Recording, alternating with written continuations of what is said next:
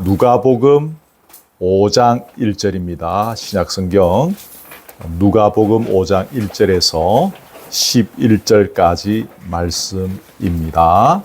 제 성경은 96면 정도가 되겠습니다.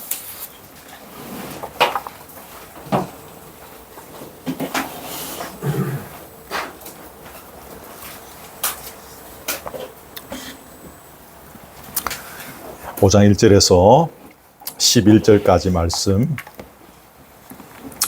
찾으신 줄 알고 제가 봉독해 드립니다.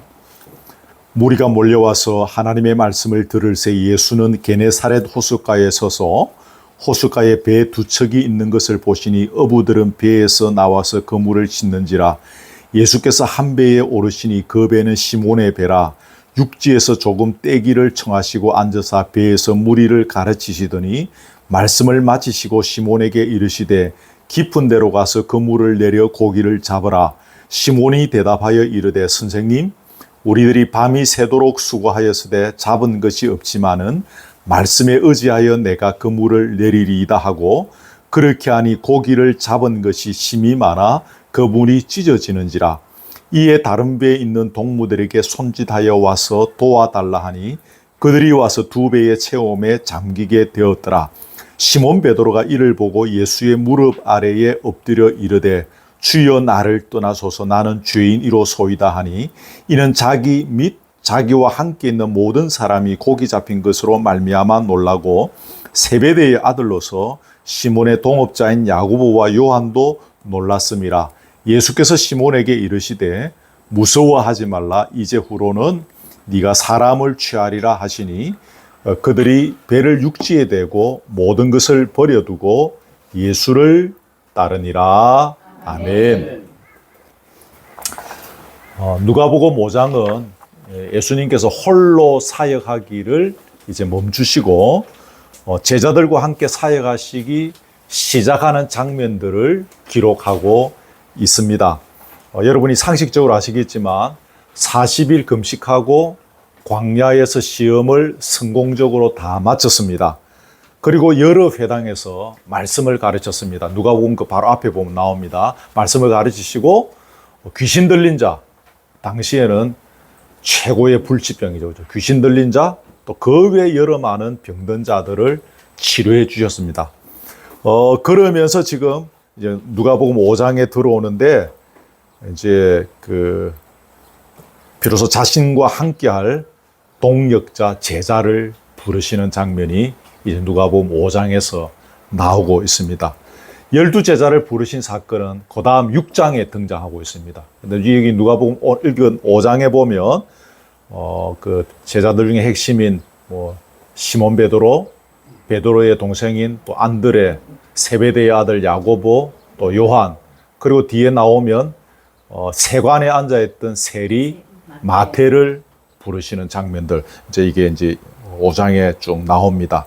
여러분 1절에 보시면 그게 게네사렛 호숫가로 이렇게 나오는데, 여기는 여러분이 잘 아시는 갈릴리 호숫가입니다.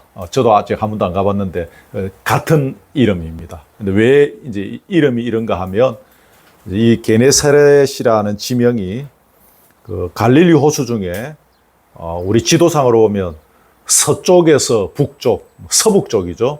그쪽 지점에 있는 인구 밀도가 아주 높은 성읍이 있었는데 그게 게네사렛입니다. 그래서 이제 그 호수를 게네사렛 호수라 합니다. 서해가 중국에서 보면 동해지요. 우리가 보면 서해. 좀 그런 개념이고, 중요한 것은 아닙니다. 근데 여기에 이제 예수님이 이제 여기 지금 계시는데, 앞에 말씀드린 것처럼 귀신 들린 사람, 온갖 병든 자들을 치료해 주시면서 막 하시니까 사람들이 막 따라온 거예요. 여기까지 따라왔습니다. 이제 왔는데, 여기에서 예수님께서 지금 하고 계시는 것이 무엇입니까? 기적만 베푸신 것이 아니라 말씀을 가르치시고 있다는 것입니다.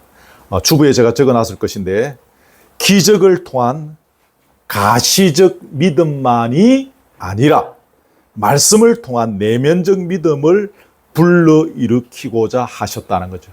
그래서 예수님께서 지금 배에 띄우라, 그리고 배가 두 척 있었는데 거기 띄우고 거기에 서서 이제 말씀을 가르쳐 주셨습니다. 이렇게 호숫가에 배를 띄우고 말씀을 가르친 장면들이 많이 나오는데 그때는 이런 마이크가 없었지 않습니까? 수천 명 적어도 그 어떤 자료에 보면 주석가들은 이때 벌써 한 수만 명 모였을 것이다. 그 당시에 이렇게 엄청난 기적들을 베푸는 분에게 수만 명 정도로 왔지 않겠냐. 그 수만 명들을 거기에 이렇게 앉혀놓고 예수님이 배에서 설교를 하셨다는 거죠. 그게 이제 원리가 이 소리가 물을 타고 갑니다. 제가 이렇게 봤는데 물을 타고 소리가 이렇게 쫙 전달이 되어져야 그 산골에서 그 목회할 때 그 산 깊은 아주 높은 데 가서 밤중에 이제 산에서 기도하는데 그 마을 저 밑에 있는 동네에 개 짖는 소리, 사람 이야기하는 소리까지 그 높은 제가 기도하는 데까지 올라오는 거예요. 그게 그 마을과 제가 올라가 있는 산 사이에 큰 가북 저수지라는 것이 있었습니다. 근데 그 저수지를 타고 밤에 사람 소리들이 이제 소리가 타고 올라온다는 거죠. 아마 이런 원리에 의해서 예수님도 호숫가에서 이렇게 혼자서 이야기하시는데 수만 명이 그 소리를 들었다는 것은 그런 원리 아니었겠는가라는 생각이 듭니다. 여러분 이제 다시 돌아가서요. 아까 기적을 통한 가시적 믿음을 잠깐 언급했는데 신앙생활을 하면서 우리가 기적을 경험하는 것은 굉장히 흥분할 만한 일입니다. 그죠? 얼마나 흥분할 만한 일이겠습니까? 동네방네에 자랑할 만한 일이고 그것이 조금 큰 것이라면 막 이 교회 저 교회 자기 교회는 막 가지도 못하고 막 온 교회 쫓아다니면서 간증한다고 바쁘다. 그러다가 기독교 TV에 한번 등장하면 인기 스타가 되고 막 수억짜리 연봉 받는 막 그런 스타가 되기도 하지요. 그런데 여러분, 우리에게 정말 중요한 것은 이런 그 말씀을 통한 내면적 믿음이다라는 것입니다. 우리 삶의 때로 돈 문제도 필요하게 해결해야 됩니다. 그죠? 돈이 막 공할 때 있지 않습니까? 건강의 문제 때문에 정말 그것이 기적을 경험해야 될 때고 있고 또 하나는 뭡니까? 자식 문제죠. 그죠? 자식 문제 때문에 주님이 주시는 기적을 경험해야 될 때도 있습니다. 필요합니다. 근데 기적을 통한 가시적 믿음만 붙잡고 있으면 그 믿음의 수준이 죄송합니다. 딱 거기까지입니다. 간증을 들어보면 굉장히 수준 높은 신앙의 단계에 있는 것처럼 보입니다. 우리가 간증을 들어보면 야 대단하다. 그렇지만 그 믿음의 수준은 딱 거기까지입니다. 기적이 없으면 더 이상 지탱하지 못하는 믿음이 되는 거죠. 기적이 없으면 무너지는 수준인 것입니다. 자칫 잘못하면 기독교 신앙이 기적을 경험하는 저급한 수준으로 떨어뜨릴 위험이 있습니다. 잘 들으셔야 됩니다. 기적을 제가 부정하는 건 아닙니다. 기적 대단히 중요하지만 거기에 머물게 되어지면 기독교 신앙이라는 것이 기적을 경험하는 그런 신앙 하등 종교에서 요구하는 것과 똑같은 거죠. 우리의 믿음의 근거는 하나님의 말씀입니다. 하나님의 말씀이 우리 믿음의 근거입니다. 자주 말씀드리는 거죠. 꼭 이것을 잊지 마십시오. 그러므로 우리는 말씀을 들어야 하고 배워야 하고 깨달아야 합니다. 말씀이 뭐라고 하는지, 오늘 주신 말씀이 나에게 요구하는 것이 무엇인지, 말씀이 나에게 제시하고 있는 신앙이 어떤 것인지를 알아야 합니다. 이게 갖추어져야 믿음이 이제 정상적으로 자라게 되겠죠. 이게 제가 지난주에 말씀드린 균형 잡힌 그리스도인이 되어진다 그 말입니다. 이걸 다시 다른 말로 하면 그리스도의 성품을 닮아가는 사람이 되는 거예요. 죄송합니다. 기적 너무 강조하면 기적에 붙잡혀 살면 자칫 그리스도의 성품하고는 상관없이 사시는 분들을 제가 얼마나 많이 보았겠습니까? 이렇게 정상적으로 믿음이 자라고 균형 잡힌 그리스도로 서가면서 성령의 열매를 맺는 사람이 됩니다. 성령의 열매를 맺는 사람은 뭡니까? 세상의 소금과 빛이 되는 거죠.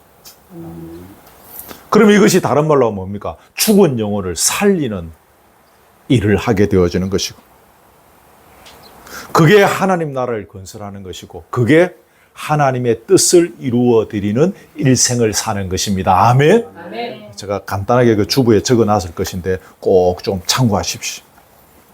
수도 없이 되풀이 되는 말이지만 여러분 말씀을 늘 귀하게 여기십시오. 말씀을 읽고 또 묵상하고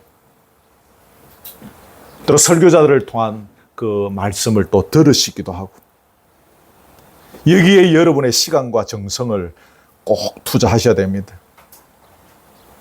말씀에서 멀어지지 않아야 우리 신앙이 지탱이 됩니다. 아멘. 찬양 참 좋죠, 그죠? 저도 찬양 시간이 참 기다려지고 여러분 못지않게 찬양, 장로님 주신 찬양을 열심히 애습하는 사람 중에 하나입니다. 출근할 때, 퇴근할 때 귀에 꽂아놓고 듣고 그래요. 이 시간이 기다려지고 은혜를 많이 받습니다. 찬양 더 하고 싶어요.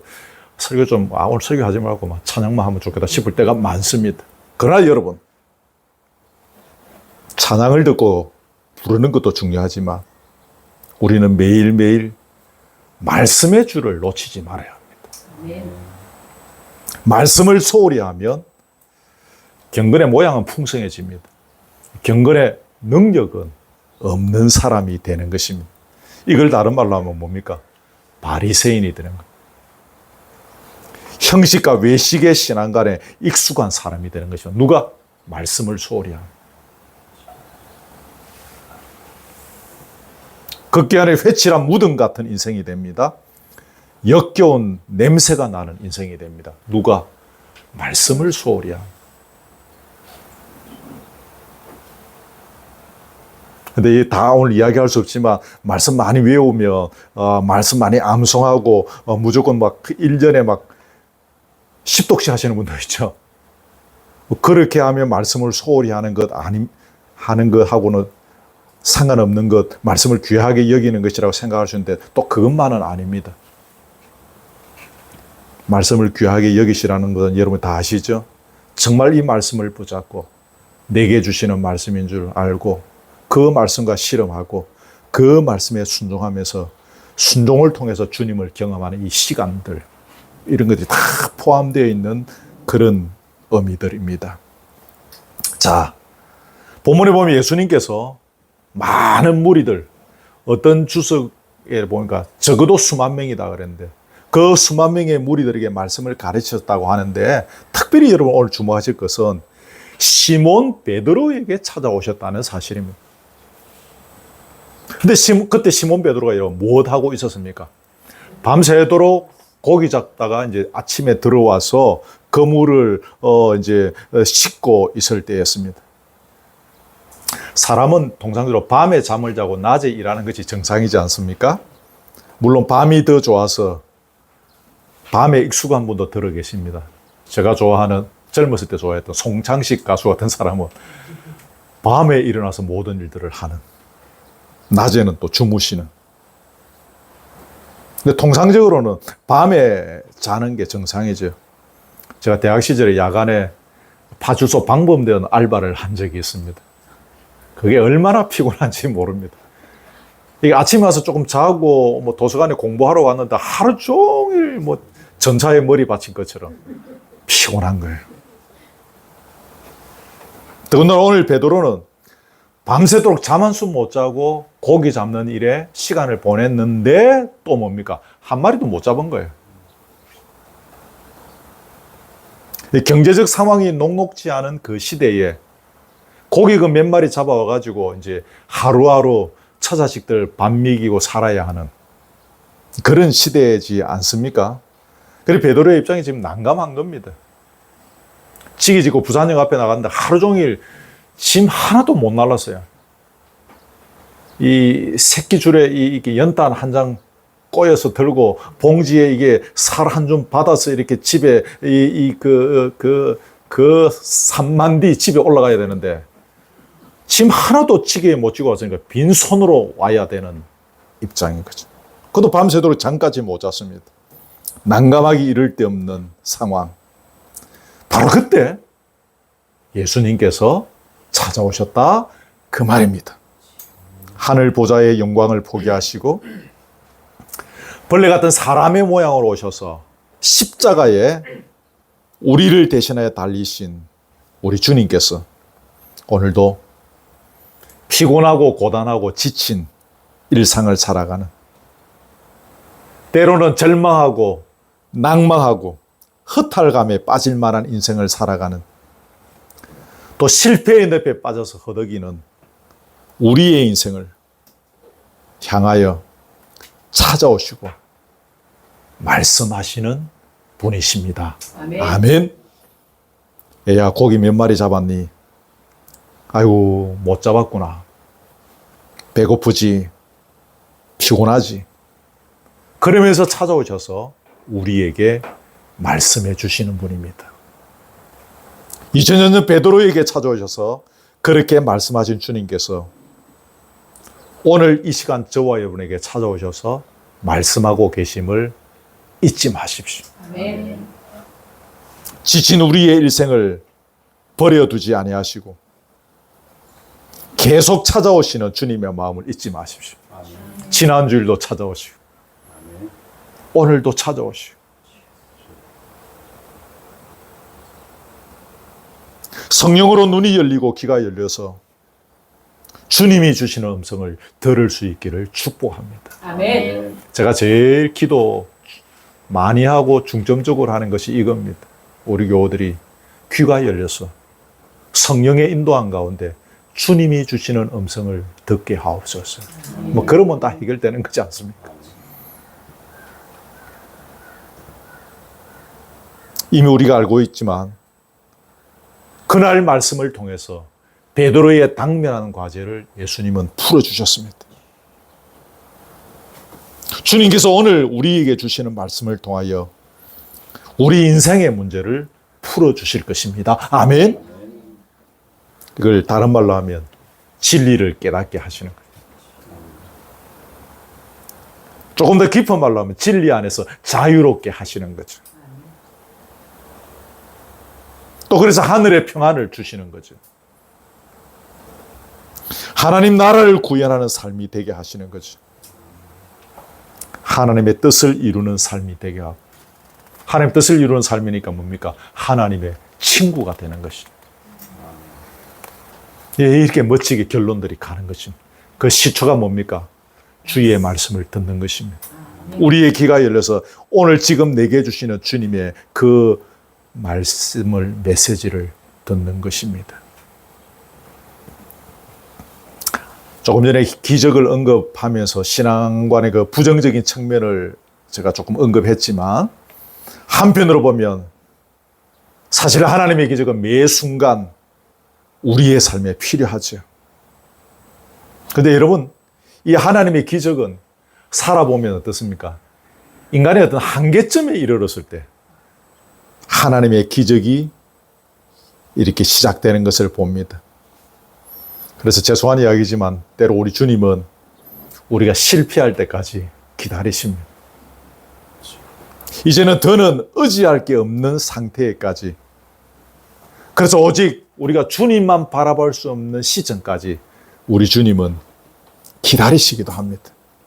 물론 바람직한 것은 뭡니까? 실패하지 않고 뭐 어떻게 그런 순간이 오지 않고 우리가 그 전에 주님의 말씀을 붙잡고 청종하는 삶이 훨씬 좋겠습니다만은, 인생을 살다 보면 항상 성공만 할 수는 없죠. 실패도 하고 좌절도 경험하고 허탈감에 빠지기도 합니다. 하지만 우리는 그때 절망하거나 포기하거나 낙심할 필요가 없으나 그때 주님께서 나에게 뭐라고 말씀하시는지를 우리는 들어야 합니다. 주님의 말씀을 잘 듣고 순종하는 시점으로부터 하나님의 기적이 시작되는 것입니다. 아멘. 그래서 정말 하나님의 기적이 필요한 어려운 순간들에 이르렀을 때 여러 교우들이 옛날 말로 하면 이불 보따리 들메고 산에 기도하러 올라가지 않습니까? 근데 저는 그것보다 더 중요한 것은 그때 주시는 주님의 음성에 귀를 기울이고 순종하며 가는 것입니다. 그것이 그의 삶을 통해서 주님이 주시는 기적을 경험할 수 있는 비결입니다. 우리가 쭉 살아보면 그것을 알지 않습니까? 그것 때문에 그 사람에게 그 시간에 주의 기적이 아니면 감당할 수 없는 그런 어려운 일들을 겪게 하시는 거죠. 자, 넘어갑니다. 4절에 보면 우리가 잘 아는 구절이죠. 깊은 데로 가서 그물을 내려 고기를 잡으라 그러셨습니다. 이 말을 듣는 베드로의 입장, 또 베드로의 친구들, 안드레, 야고보, 요한의 입장에서 보면 의학이 짝이 없는 그런 이야기입니다. 베드로는 지금까지 게네사렛 호숫가에서 물고기 잡는 일에 잔뼈가 굵은 그것으로 생계를 유지하던 사람입니다. 예수님은 그 육신의 아버님이 목수이셨습니다. 좀 따라다녔겠죠. 조금 뭐 이렇게 나무도 다듬고 좀 하실 줄 알겠죠. 뭐 그런 정도입니다. 그래서 예수님이 나무를 다듬는 일과 관련해서 뭐 이러쿵 저러쿵 이래저래 저렇게 그 짧다 길다 그렇게 하면 안 된다. 그러면 좀 뭐 좀 일리가 있고 신빙성 있는 말로 받을 수 있겠지만 물고기 잡는 일에 있어서는 베드로가 월등합니다. 베드로의 식견이 훨씬 뛰어납니다. 그런데 베드로에게 깊은 데 가서 그물 내려보라는, 밤새도록 고기 못 잡고 온 베드로에게 깊은 데 가서 그물 내려보라는 것입니다. 그런데 베드로는 5절에 보시면 그 말대로 시행했습니다. 결과는 배가 잠기도록 물고기를 많이 잡았습니다. 자, 근데 여러분 여기에서 한 가지 유념해야 될 것이 있습니다. 지금까지 여러분이 이 본문을 보면서 또 본문과 관련된 설교를 들으면서 들었던 내용과는 조금 다른 것일 수 있습니다. 그게 뭔가 하면 저도 이 설교 준비하면서 알게 된 사실입니다. 전에는 몰랐어요. 근데 뭔가 하면 헬라어 원문에 이 의지하다라는 이 단어가 없다는 거예요.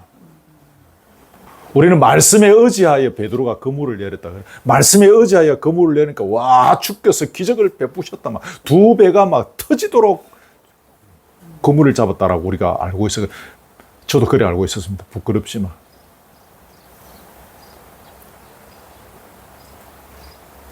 이 공부를 많이 하신 저명한 신학자가 연구해서 보니까 헬라어 원문에 의지하다라는 단어가 없는 거예요. 그래서 제가 그런 생각됩니다. 우리 교회도 좀 다음에 부유해지면 선교사도 후원하고 또 개척교회들도 후원해야 되는데 아주 이렇게 이게 괜찮을 만한 신학생도 후원해서 이런 훌륭한 신학자들을 키워내는 것도 교회가 해야 될 일이라고 생각합니다. 그죠? 참, 그죠? 중요한 일이죠. 이게 의지하다라는 단어가 없는 것입니다. 그래서 원문에 충실하게 번역하면 선생님이라고 불렀으니까 선생님의 말씀대로 뭐 이 정도로 번역하는 것이 맞는 거죠. 선생님의 말씀에 의지하여 그물을 내리겠다라고 번역이 안 되는 거죠. 영어 성경 NIV에 보면 Because you say so, 당신이 그렇게 말씀하기 때문에 내린다. 이해되시죠? 의지하다라는 말이 들어가 있으면 내가 당신의 말씀대로 될 줄을 굳게 믿고 당신의 말씀에 전적으로 순종하겠습니다. 나는 이 순간 당신의 말씀만 의지하겠습니다. 그렇게 해석하는 것이 맞잖아, 그죠? 그런데 의지하다라는 말이 없습니다. 그러면 이게 해석을 어떻게 해야 됩니까? 아니, 전문가인 우리도 밤새도록 그물을 내렸는데 한 마리도 못 잡았는데 당신이 그렇게 말을 하니 좋소. 말하는 대로 일단 한번 해보겠어. 어디 한번 두고 봅시다. 그렇게 본문을 보는 것이 맞는 거지. 말씀을 믿고 의지하기에 순종하는 차원 뭐 그런 게 아니고 의심의 눈초리를 가득 가지고 목수 아들 물고기 근처에도 안 와본 분이 또 저기 가서 그물 내려보라는 것이 말이 안 되는 것이. 당신 말대로 어디 그렇게 뭐 될 줄 아느냐? 그런 항의성 차원의 말이고 또 그런 차원에 들어간 것입니다. 그런데 물고기 잡는 일에 전문가인 이 사람들이 목수 출신의 예수님이 이렇게 저렇게 하는 이야기를 의심하고 항의성 차원에서 이렇게 발언하면서도 굳이 들어가는 이유는 무엇입니까? 두 가지를 언급할 수 있는데, 하나는 그 앞장에 보면, 4장에 보면 여러 그 환자들을 치료하시는 중에 베드로의 장모의 열병을 치료하신 장면이 나옵니다. 그 현장에 누가 있었겠습니까? 베드로가 가만히 보고 있었겠죠. 그 당시 그 열병이 뭐 어느 정도인지 모르겠는데 막 치료 못하고 막 그냥 뭐 그런. 근데 딱 왔는데 그 예수라는 그분이 와서 그냥 한 방에 그냥 막 치료하는 거죠. 그 베드로가 보고 있었던 거죠. 두 번째 이유는 이제 그 게네사렛 호숫가에 와서 이제 두 배 중에 한 배는 이제 베드로의 배에 있던 것 같아요. 그 배 위에서 청중들을 향하여 가르치는 그 가르침이 권세 있고 능력이 있는, 무시할 수 없는 어떤 강력한 인상을 주는 그런 가르침이었다는 것이죠. 우리가 이건 상식적으로 이미 다 알고 있지 않습니까? 그래서 마지못해 그물을 내리게 된 것으로 보아집니다. 이런 두 가지 이유는 사실 주께서 이미 밑밥을 살짝 깔아놓으신 거죠. 베드로가 거기 순종하겠습니까? 그물 내리러 가겠습니까? 상처 안 가죠. 그런데 장모의 열병을 치료해 주시는 것을 봤거든. 그리고 배 위에서 예수님께서 가르치시는데 그 수만 명을 모아놓고 가르치는데 그 예수님의 말씀에 권위가 있는 거예요. 그런 것들을 보고 좋다 그냥 믿져야 본전이다라는 마음을 가지고 그물 손질해서 어부가 다시 가지고 나갔다가 다시 또 빈손으로 들어오면 또 그물 손질 또 해야 되잖아요. 그게 얼마나 귀찮은 일입니까? 그런데도 한 것은 이런 예수님께서 밑밥을 깔아놓으셨다는 것이죠. 생각해보면 오늘 저와 여러분에게도 이런 밑밥을 깔아놓으십니다. 아멘. 여러분 자신, 이 이야기에 되면 여러분 자신에게 떠오르는 것이 있을 것입니다. 어떤 밑밥을 깔아놓으셨는가. 늘 제가 그냥 쉽게 그냥 설명드리는 거, 살구 열매의 밑밥도 있고, 자두 열매의 밑밥도 있고. 다양한 밑밥들을 우리에게 깔아놓으신 거예요. 안 그러면 우리가 완악해서 절대로 예수님 말 고지고 안 들을 거니까. 밑밥을 깔아놓으신 거예요. 6절, 7절 보시면 이제는 어슴의 눈초리를 가지고 항의의 마음을 담아서 그래도 예수님의 말씀대로 해보니까 그물이 찢어질 정도로 고기가 많이 잡혔습니다. 심지어 옆에 있는 동무들에게 도와달라고 요청해서 2배가 잠길 정도로 고기가 가득 잡혔습니다. 여러분 다 아시는 이야기겠죠. 자, 8절을 보시면 여러분 베드로의 두 가지 달라진 모습을 봅니다. 하나는 여러분 8절은 같이 읽어가요. 시작. 시몬 베드로가 이를 보고 예수의 무릎 아래에 엎드려 이르되 주여 나를 떠나소서 나는 죄인으로소이다 하니. 첫 번째는 호칭의 변화입니다. 5절에서는 뭡니까? 선생님 정도입니다. 앞에 이제 이 선생님도 많이 봐준 거죠. 그죠? 앞에 자기 장모의 열병도 치료해 줬죠. 또 지금 조금 전까지 배 위에서 수만 명의 군중들에게 그 가르치시는 그 가르침이 대단한 거죠. 그러니까 선생님 정도. 이 뜻밖의 기적을 지금 체험하면서 주여라고 부르는 것입니다. 물에서 잔비가 굵은 그 전문가 어부의 상상을 초월하는 엄청난 기적을 베푸신 주님이 누구신지를 깨달은 것입니다. 이것을 다시 말하면 이분은 단순한 목수의 아들이 아니었다는 거예요. 자연 법칙을 거슬러 특별한 기적을 행하시는 하나님이심을 깨달았다는 것입니다. 그래서 주여라는 것입니다. 여러분 참고로 인간이 주님을 부른다는 것은 무슨 의미일까요?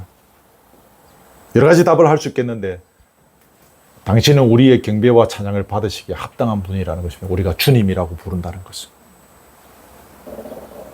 당신은 우리가 영과 진리로 예배 드리기에 합당한 분이라는 것입니다. 그래서 우리가 그분을 주님이라고 부르는 것입니다. 기억하십시오. 여러분, 우리가 다 주님을 부르죠. 그분은 영과 진리로 우리가 예배드리기에 합당한 분입니다. 우리가 그것을 고백하는 것이 우리가 그분을 향하여 주님이라고 부르는 것입니다. 골목에 나가서 잊어버리는 것이 아니라 우리의 영과 진리로 삶의 모든 순간에 경배와 찬양을 받으시기에 합당한 분이라는 것을 인정하는 것입니다. 자, 베드로의 또 한 가지 변화된 두 번째 모습이 뭡니까? 중요한 것인데요. 자신이 죄인임을 인정한 것입니다. 아주 중요한 것입니다.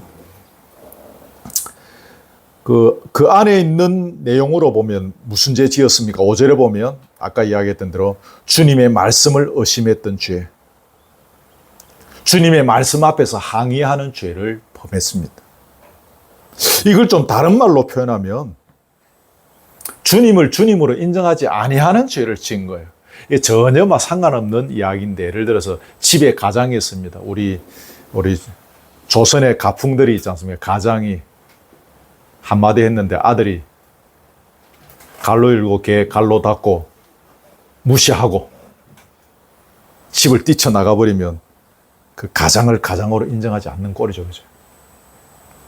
주님의 말씀 앞에서 항의하고 의심했다는 것은 주님을 주님으로 인정하지 아니했다는 것입니다.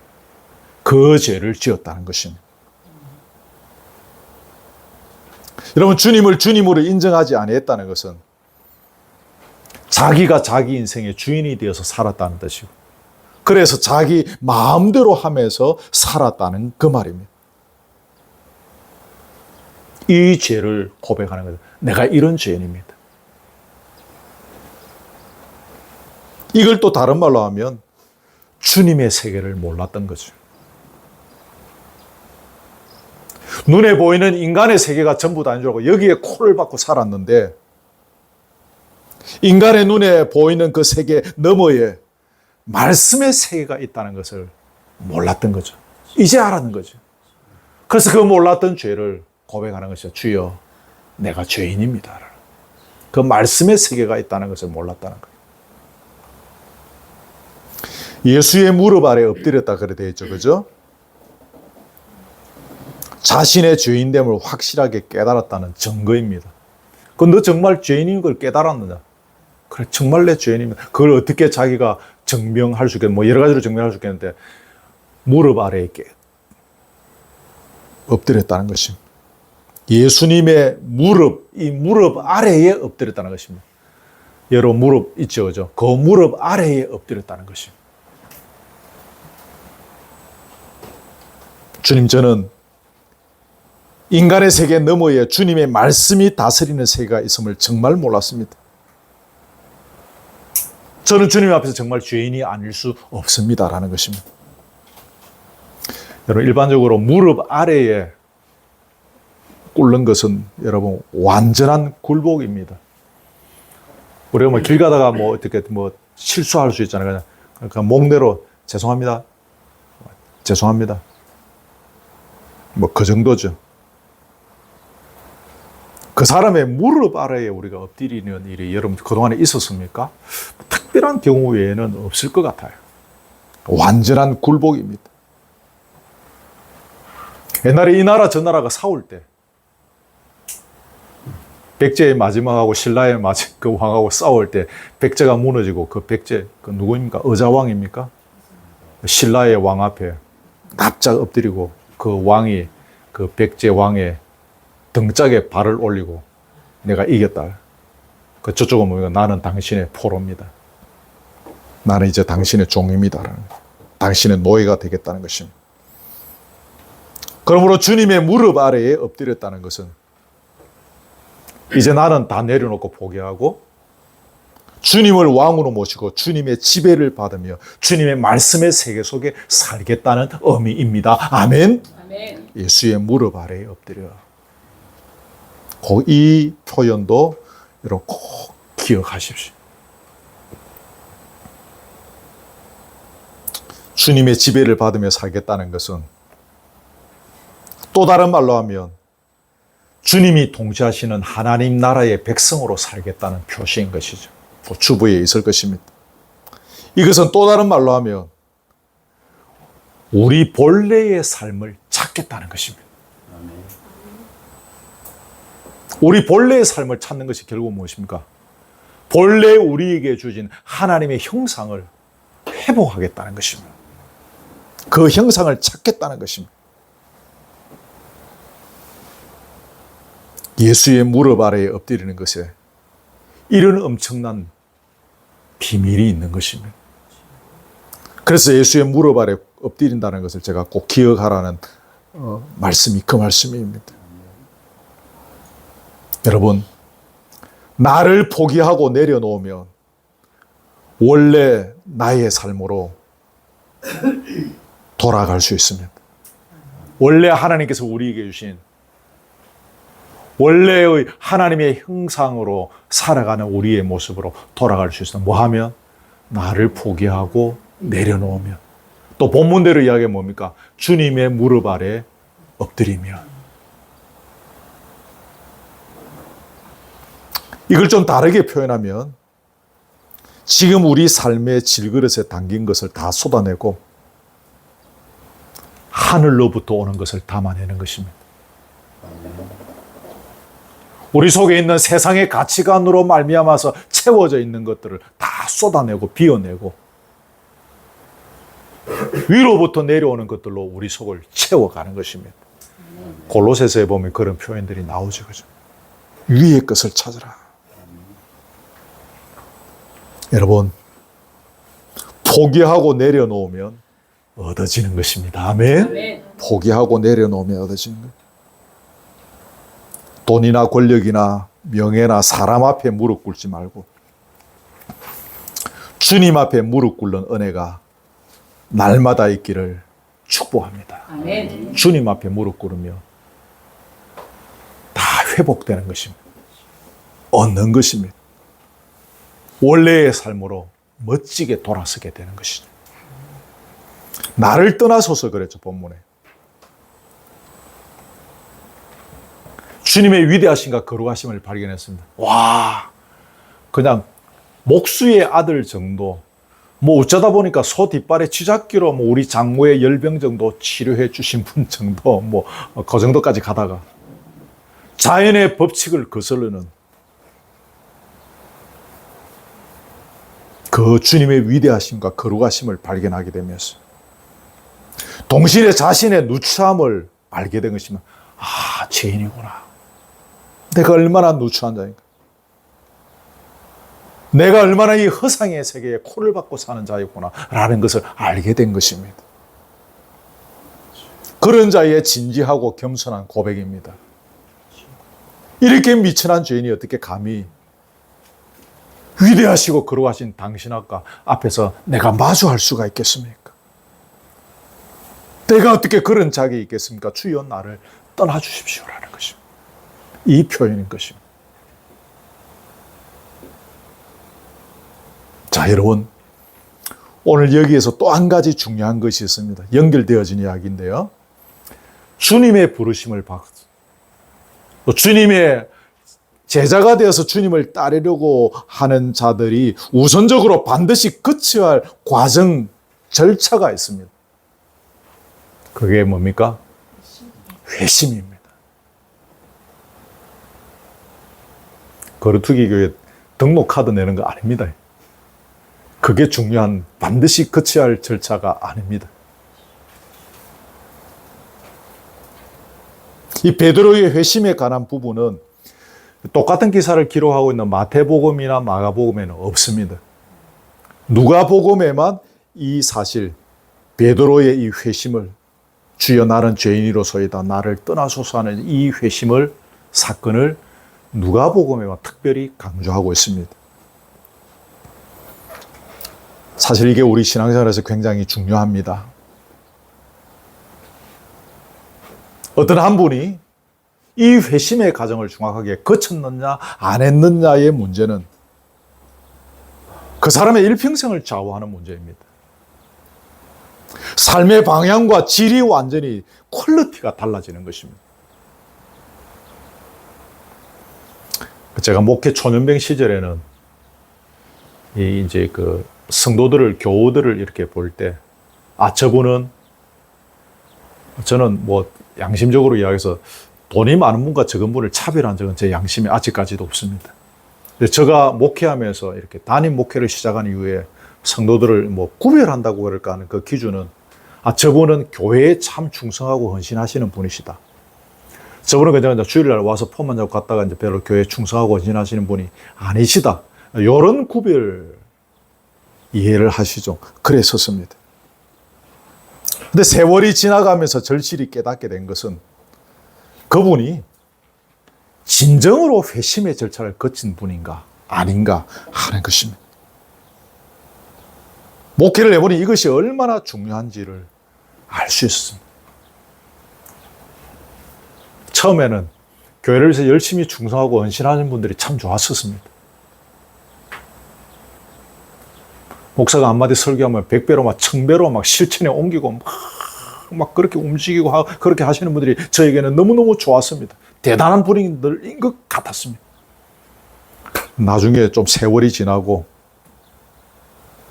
제가 나이도 50이 넘어가고 이렇게 조금 시간들이 지나가면서 보니까 그거보다 더 중요한 게 회심의 절차를 거쳤느냐 하는 것입니다.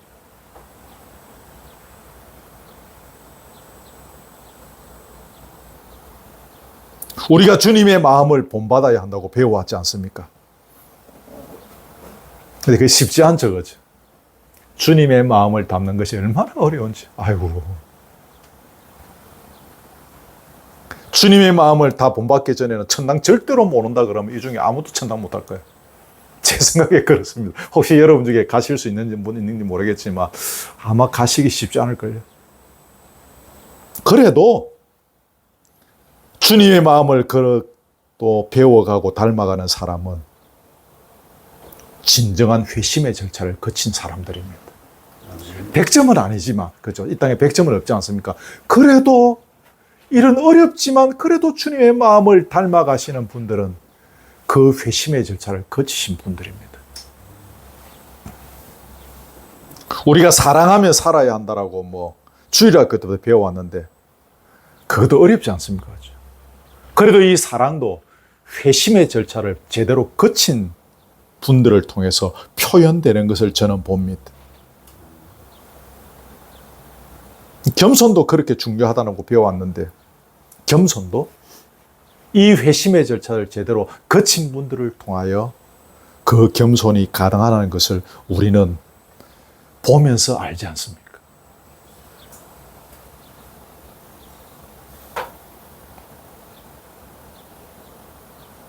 또 한 가지 기억할 것은 주의 큰 은혜와 능력을 특별히 경험할 때가 있습니다.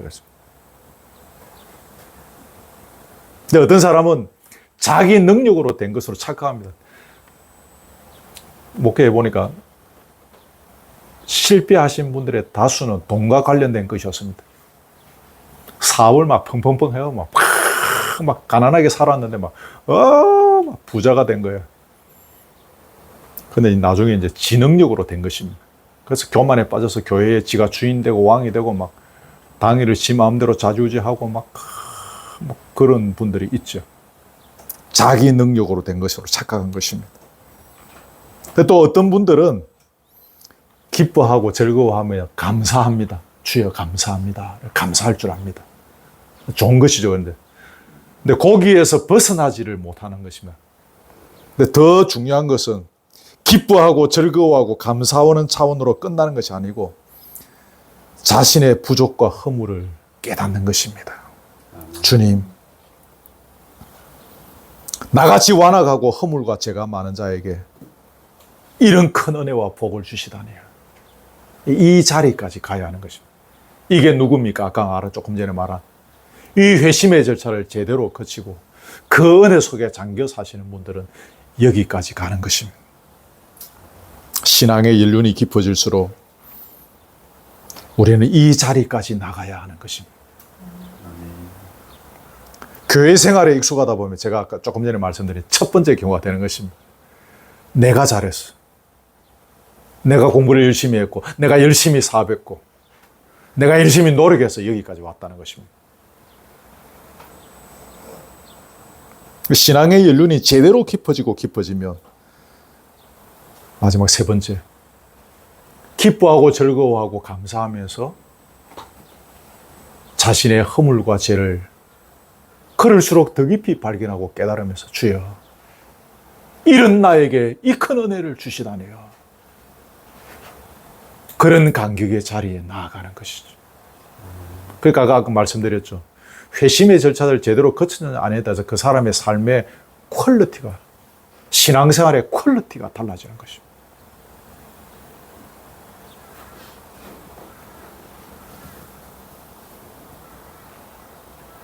자, 넘어갑니다. 10절에 보면 이제 후로는 네가 사람을 취하리라 그랬습니다.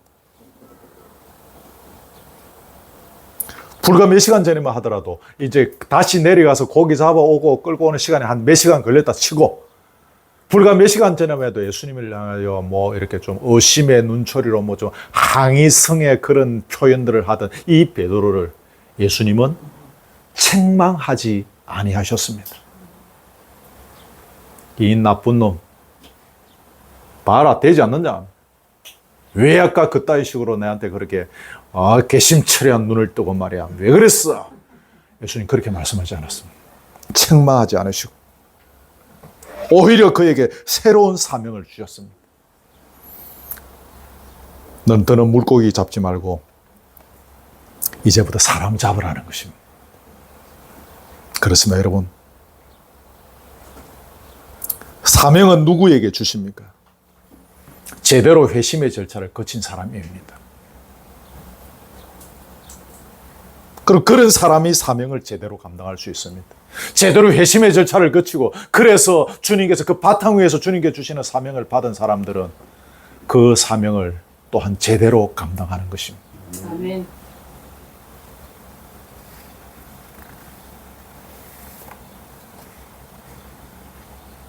여기서 취한다, 이것은 그 주부에 적어놓은 것으로 기억하는데 산채로 사로잡다, 포로로 잡다라는 뜻입니다.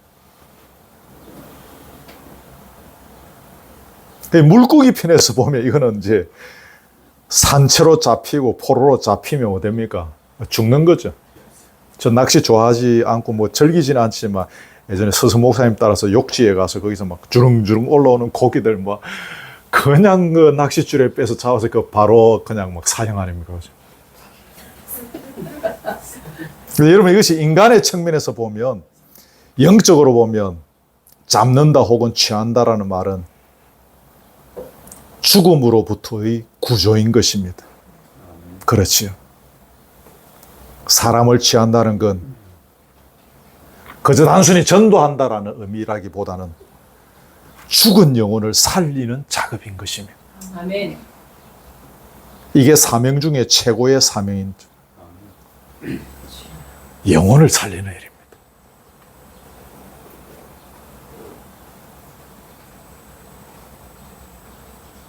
철저한 회심의 절차를 통해서 자신이 주님 앞에서 얼마나 추악한 죄인이었음을 알고 거기에서 구출받은 은혜가 얼마나 대단한 것인지를 아는 사람은 죽은 영혼을 살리는 이 사명을 감당하는 것입니다. 아멘. 그 자기가 죽은 영혼인데 살림을 받은 거잖아요. 그죠? 그 은혜가 얼마나 귀한 것인지를 알기에 그 자신 또한 죽은 영혼을 살리는 일에 헌신하게 되어지는 것입니다. 11절에 보시면 사람을 취하는 업으로 부름을 받은 그들이 어떻게 합니까? 모든 걸 버려두고 예수를 따랐다 그랬습니다. 마태복음과 마가복음을 찾아보시면 예수님이 배와 그물을 버려뒀다, 아비를 버려두고 예수를 따랐다 그래 나와 있습니다. 그런데 이 누가복음에는 모든 것을 버려두고 예수님을 따랐다 돼서 모든 것을 버렸다는 것입니다. 그래서 그만큼 헌신의 철저함을 강조하는 것이죠. 모든 것을 버렸다. 오늘 우리는 문자적으로 모든 것을 다 던져버리고 사명을 감당할 수는 없습니다. 우리가 갖고 있는 우리 것이라고 할 만한 이 유형무형의 많은 것들 다 던져버리고 사명을 감당하라는 뜻은 아닙니다. 주께서 우리에게 이 땅에서 주신 것들은 우리가 사명을 잘 감당할 수 있도록 도구와 수단으로 사용할 수 있도록 우리에게 주신 것입니다. 아멘. 그러기에 우리는 지혜롭게 믿음 안에서 성령의 조명하신 가운데 그것들을 잘 사용하는 것입니다. 이게 본문의 표현대로 하며 모든 걸 버리는 것입니다. 그렇죠. 아무쪼록 죽은 영혼을 살리는 귀한 사명의 길에 함께 서가는 열매가 있기를 간절히 바랍니다. 아멘. 근데 그 중요한 단계가 뭐였죠? 회심입니다.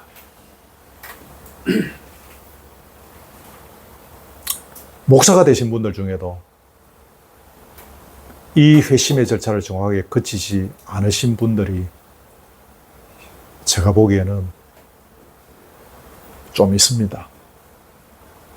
장모님들 그렇겠죠. 우리 이 장모님 빼고 네. 수많은 교회에 오래 다니죠. 수십 년 교회 다니시는 분들, 새벽기도까지 빠지지 아니하시고 교회에 오시는 분들 중 이 회심의 절차 없이 다니시는 분들, 목회자인 제가 볼 때는 많았습니다.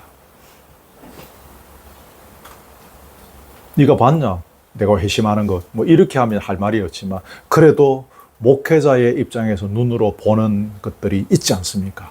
아까 말씀드렸죠. 저분이 정말 회심의 절차를 거친 분이냐. 적어도는 절대로 회심의 절차를 거치지 않은 분들을 대한인수교 장로회를 움직여가는 이 당회원으로 세울 수 없는 것이 저의 신앙의 양심입니다. 제가 목회자로서 지켜야 할 저의 의무라고 생각하는 것입니다. 근데 회심의 절차하고는 아무 상관없는, 회심의 해자도 모르는 사람들을 장로로 세우라는데 저는 동의할 수 없는 거죠. 이게 대한민국의 이 시대의 목회자로서 걸어가야 할 입장에서 저에게는 아주 중요한 문제였습니다. 적어도 회심한 자가, 재정의 문제 빼고 교회의 모든 것을 관할하고 다 결정하는 것이 여러분 장로회는 당회입니다. 여러분. 그래 여러분, 이 목사 장로가 얼마나 중요한 위치인지 몰라요. 근데 회심의 절차도 거치지 않은 사람들을 당회원으로 세울 수는 없지 않습니까? 이 주의 교회를, 피 흘려 세우신 주의 교회를 망하게 하는 것이죠.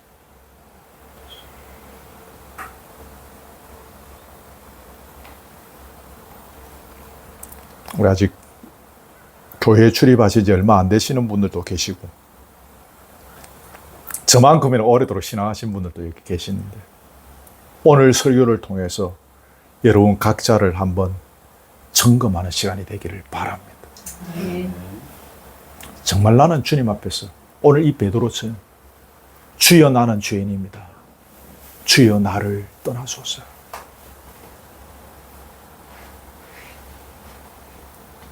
초등학교도 안 나오신 저희 장모님께서 어느 날 목사로 살아가는 저에게, 저희 부부를 그 거실에 사택에 앉혀놔 놓고 질문하셨습니다. 너희들 정말 가슴을 치면서 회개한 적이 있느냐? 좀 젊었을 때였는데, 저는 그때 속으로 막, 아니 그래도 장모님 내가 맹세히 목사인데 목사를 앉혀놔 놓고 권사님이 말이야 가슴을 치면서 회개한 적이, 눈물을 흘뿌리면서 회개한 적이 있느냐고 막, 어떻게 나에게 이런 질문을, 좀 그 속으로 좀 붕괴했죠. 저는 나중에 한참 세월이 지나서 그 장모님의 심정을 저는 충분히 이해를 합니다. 오늘 본문과 설교와 연결이 되어지죠. 이런 부분에 있어서 또 우리 각자들을 점검하는 시간이 되면 좋겠고, 또 이런 절차들을 거쳤다 하더라도 저도 돌아보니까 그때 그런 시간들이 있었던 것 같아요. 그러면 다 됩니까? 아닙니다. 이 마귀라는 놈은 끊임없이 우리 속에 파고들어서 우리를 쥐어짜고 흔들고 무너지고 자빠지고 깨지고 박살내고 코피를 터지게 하고 막 그렇게 하지 않습니다. 그래서 우리는 방심하면 안 되고 계속해서 이 위대하시고 거룩하신 주님 앞에서 벌거벗은 죄인의 모습으로 서서 큰 회개의 눈물, 감사와 은혜의 고백, 또 그 사명을 주신 주님 앞에서 그 사명의 길을 걸어가겠다는 다짐과 결심 속에서 하루하루를 걸어가야 하는 것입니다. 그런 은혜가 저와 여러분 모두에게 넘치기를 주의 이름으로 축복합니다. 아멘. 찬송가 272장입니다. 고통의 멍에 벗으려고 272장 찬송하겠습니다.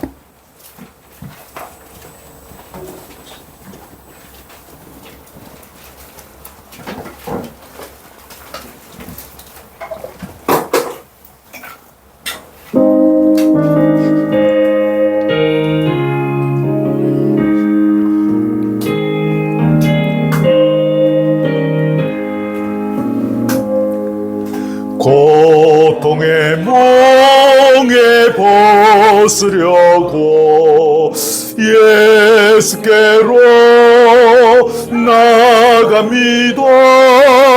자유와 기쁨 베푸시는 주께로 갑니다. 병든 내 몸이 튼튼하고 비행궁한 삶이 보여지며 약을 벗어버리려고 주께로 갑니다. 낭패와 실망 당한 뒤에 예수께로 나갑니다. 십자가 위에 받으려고 주께로 갑니다. 슬프던 마음 위로받고 이생의 풍파 전전하며 영광의 찬송 부르려고 주께로 갑니다. 3절을 자매님들이 합시다. 예수께로 나갑니다.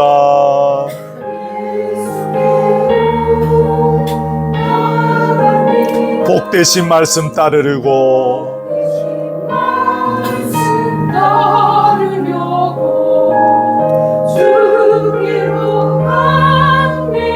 같이 합니다. 실망하니 몸이 멀었고 예수의 크신 사랑받아 하늘의 기쁨 맛보려고 주께로 갑니다. 형제님들이 사절합니다. 죽음의 길을 벗어나서 예수께로 나갑니다. 영원한 집을 바라보고 영원한 집을 바라보고 주께로 갑니다. 같이 하겠습니다. 멸망의 포구 멸망의 포구에 연하와 평화의 나라 더불어서 영광의 주를 배우려고 주께로 갑니다. 우리 간주 한 번 더 해주시고 여러분 그 2절에 낭패와 실망당한 뒤에 예수께로 나갑니다. 십자가 은혜 받으려고 주께로 갑니다. 가사가 너무 멋지지 않습니까? 2절 다시 하는데 죄송합니다. 우리 원집사님, 안집사님 네 분 2절 하시겠습니다. 2절.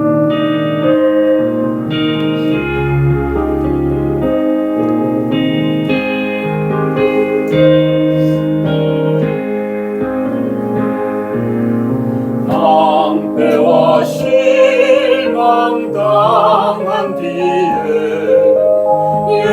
예수께로 나갑니다. 십자가 은혜 받으려고 주께로 갑니다. 같이 합시다. 슬프던 마음, 슬프던 마음 위로받고 이생의 풍파 전전하며 영광의 찬송 부르려고 주께로 갑니다. 아멘. 우리 주신 말씀 생각하시고 우리 메모해놓은 거 보시면서 우리 잠깐만 통성으로 기도하겠습니다. 하나님 우리 아버지 감사합니다. 오늘 누가복음 5장의 말씀을 통하여 우리에게 귀한 권면의 말씀을 주셨습니다. 밤새도록 고기 잡는 일이 나섰지만 잠도 자지 못하고 한 마리도 고기를 잡지 못하고 헛달감에 빠져있는 베드로에게 오늘 예수님 찾아오시고 말씀해 주시고 이 인생의 문제를 풀어갈 수 있는 답을 주셨습니다. 오 주여, 오늘 이 험한 인생, 피곤한 인생, 지친 인생, 허탈에 빠져있는 인생, 주여 우리에게 찾아오시고 주여 이 시간 우리에게 말씀으로 권면하시고 채찍질해 주시니 고맙습니다. 오 주여, 하늘의 문을 열어주시니 고맙습니다. 주의 음성을 들려주시니 고맙습니다.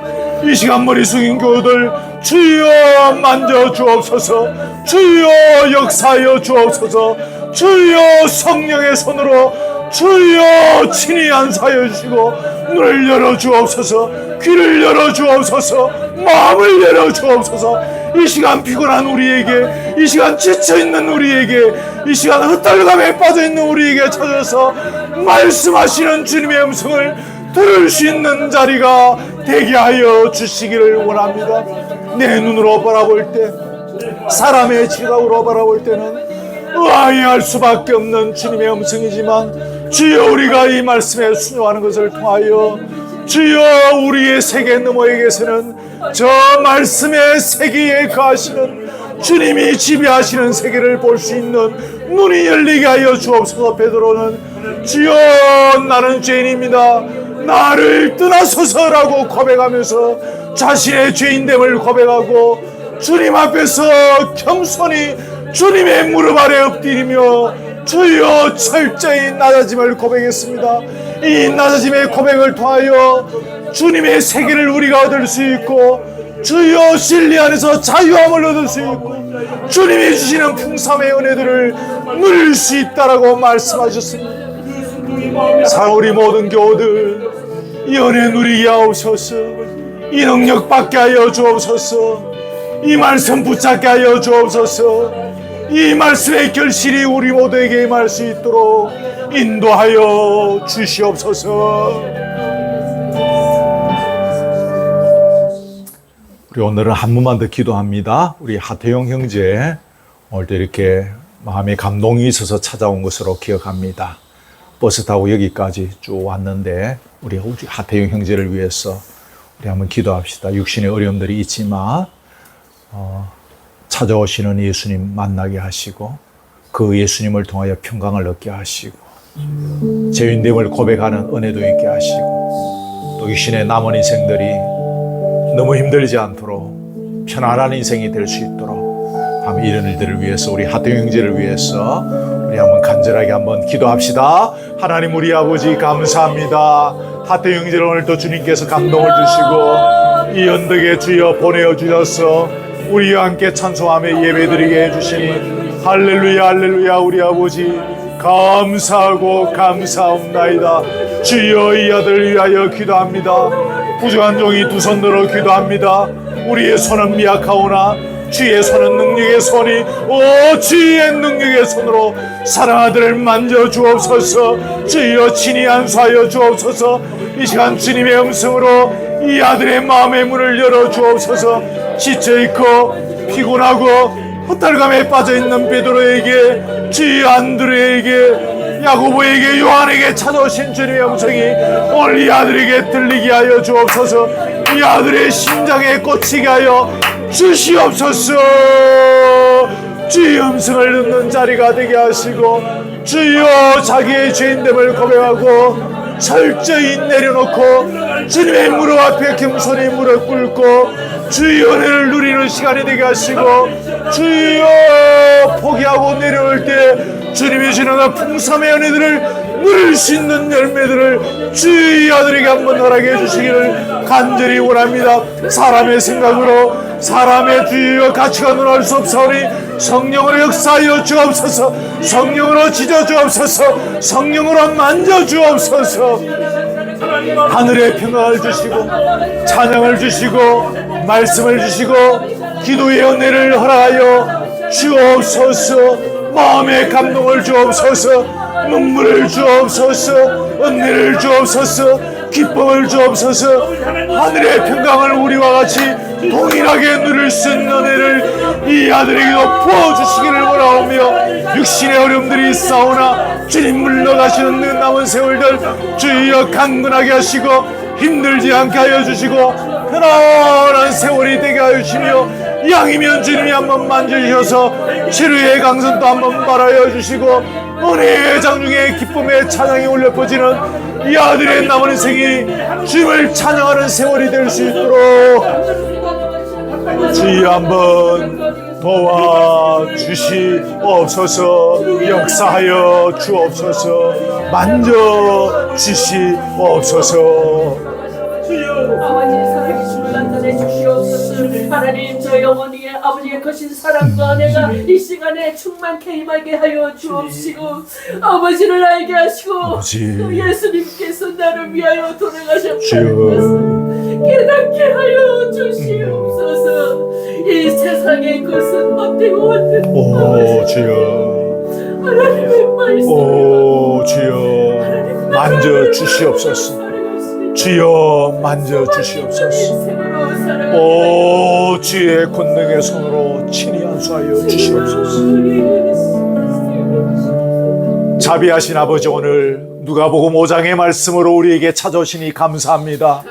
베드로는 밤새도록 잠자지 못하여 육신이 피곤하고 고기 한 마리 잡지 못하여 마음이 허탈한 가운데 있었는데 주님이 찾아오셔서 말씀해 주시고 주여 그 손을 잡아주셨음을 오늘 돌아봅니다. 우리의 육신이 피곤합니다. 우리의 마음이 지쳐 있습니다. 우리의 육육이 병들어 있습니다. 주님 찾아오시니 감사합니다.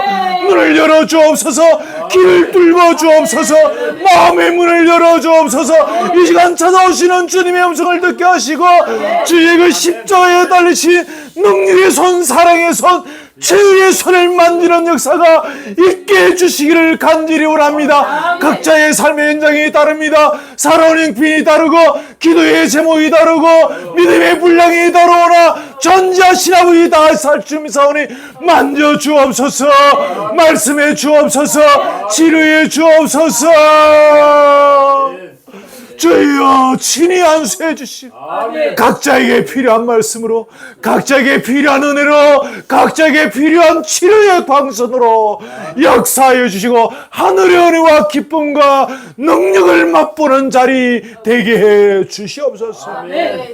눈을 열어서 전지하시고 전능하신 우리의 죄를 해결해 주시는 능력의 주님 앞에서 우리가 얼마나 초라하고 누추한 자인지를 다시 한번 새롭게 보게 하여 주옵소서. 오 주여, 나는 죄인으로서이다.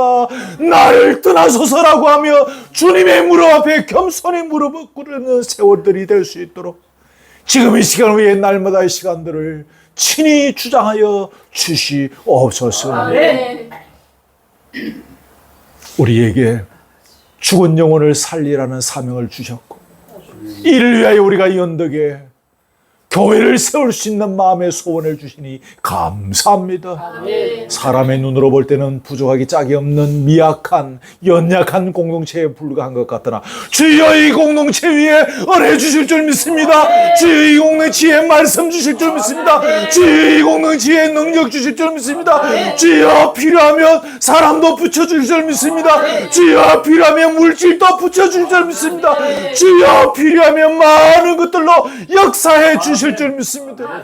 우리가 알지 못하는 주의 능력으로, 주의 방법으로, 주의 스케일로 역사해 주셔서 아멘. 죽은 영혼을 살리는 놀라운 열매를 맺어가는 우리의 인생, 우리 공동체의 걸음이 되도록 역사해 주시옵소서. 아멘. 우리 하태영 형제, 오늘 성령으로 그의 마음에 감동을 주셨어. 피곤하고 아픈 몸 이끌고 저렇게 빙 돌아오는 82번 버스를 타고 이 언덕까지 찾아왔습니다. 이 마음 주께서 주신 줄 믿습니다. 아멘. 우리는 어떻게 할 수 없사오나 주의 그 사랑의 손으로, 능력의 손으로, 치료의 손으로 사랑하는 이들의 육신에 이 시간 만져 주시옵소서. 아멘. 주의 생명을 불어넣어 주시옵소서. 아멘. 주님을 보게 하여 주옵소서. 아멘. 주님 앞에서 자신의 존재를 볼 수 있는 역사도 있게 하여 주시옵소서. 아멘. 주의 그 능력의 손으로 육신도 만져주시고 아멘. 심령도 만져주셔서 아멘. 영과 육이 회복되어지는 자리가 있게 해주시고 지속적으로 눈이 열렸어, 귀가 뚫렸어, 주님의 말씀을 들리게 하시고 아멘. 주님의 말씀이 보이게 하시고 깨달아지는 역사가 있게 하죠. 그래서 이 양재의 남은 인생의 세월들이 복되게 하시고 어느 누구보다도 찬란한 인생, 어느 누구보다도 강건하고 풍요로운 세월이 될 수 있도록 주장해 주시고 아멘. 육신의 연약한 가운데 있습니다. 이것도 주님이 만져주셨어. 새 힘도 주시고 아멘. 너무 고통스럽거나 힘들지 않도록 도와주시고 치료하는 의료진의 손길도 주장해 주셨어. 잘 치료해 갈 수 있도록 도와주시고 이왕이면 주의 능력의 손으로 친히 한번 만져주시는 역사가 있게 해 주시옵소서. 귀한 예물을 주님 앞에 드리니 이 예물도 받으시고 영광을 거두시고 주의 뜻을 따라 잘 사용될 수 있도록 날마다 시간마다 분초마다 간섭하여 주시옵소서. 아멘. 오후의 교제 시간에 함께 하시고 그저 단순히 먹고 마시는 자리 되게 하지 않으시며 주의 뜻을 나누는, 주의 뜻을 공유하는 멋진 교제의 자리가 될 수 있도록, 그렇게 발전될 수 있도록 은혜를 주옵소서. 이 울타리 안에 나오는 자는 누구든지 치료되고 회복되어지고 인생의 숙제와 문제를 풀어가며 주님을 만나는 역사가 일어날 수 있도록 도와주시옵소서. 아멘. 이 교회를 주의 손에 얻다가오니 주여 능력의 장중에 굳게 붙잡으시고 아멘. 이 모양 저 모양으로 주의 교회를 섬기는 귀한 우리 교우들의 손길을 더 기억하시고 위로하시고 하늘의 상급으로 갚아 주시옵소서. 아멘. 예수 그리스도의 은혜와 하나님의 사랑과 성령의 교통하심이 힘들고 지쳐있는 세월 속에서 찾아오셔서 말씀하시는 주님의 음성을 듣고 보고 만지기를 원하오며 그 주님 앞에서 우리의 죄인된 모습을 철저히 깨닫는 자리가 되기를 원하오며 더불어 사명의 길을 아름답게 걸어가기를 원하는 사랑 우리 교우들 머리 위에 지금부터 영원토록 함께 있을지어다. 아멘.